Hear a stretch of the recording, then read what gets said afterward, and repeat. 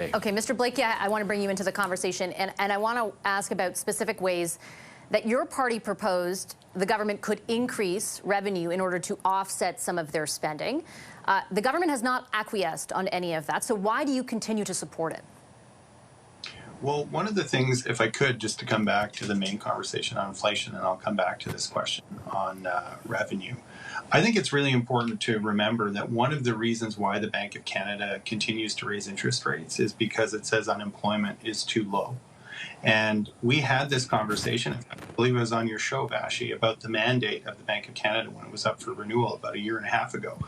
And our position at that time was that the mandate should be expanded, take into consideration things like full employment, so that the Bank of Canada wouldn't be in the position of ruthlessly raising interest rates in the face of inflation to be trying to put Canadians out of a job, which doesn't make a lot of sense considering that we don't have enough people to fill positions as it is.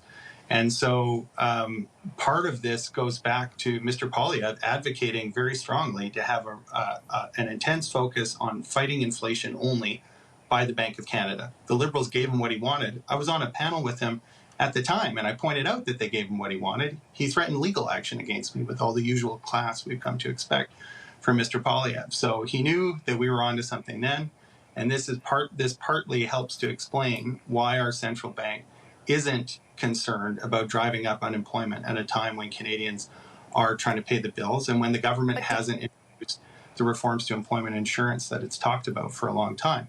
Now, in respect of the revenue... Mr. Blaikie, sorry to interrupt. I just want to make sure I understand here. Do you not concede that the level of government spending does in some way make fiscal policy does impact the degree to which the monetary policy lever has to be exercised?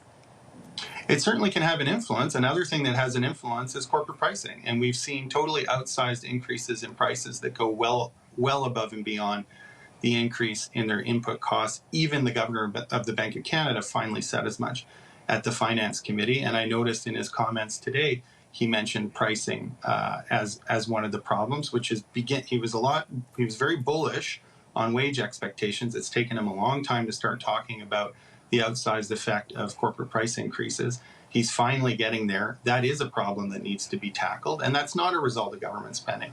Now, one thing that government could do to take some of that inflationary capital out of the economy would be to look at sectors like oil and gas that have seen an 1,000% increase in their profits and introduce an excess profit tax, as some other jurisdictions like the United Kingdom have done. That would be a way of taking some of that money. But that could be passed on to consumers and made it even more painful for Canadians right now. Pardon me? I'm sorry, I missed your question. Sorry, pardon me, I missed it. I was just saying that excess tax has been rejected by the Prime Minister so far because it could, in fact, be passed on. If corporations are taxed more, they will pass those costs on to consumers. So how does that help Canadians in the long run?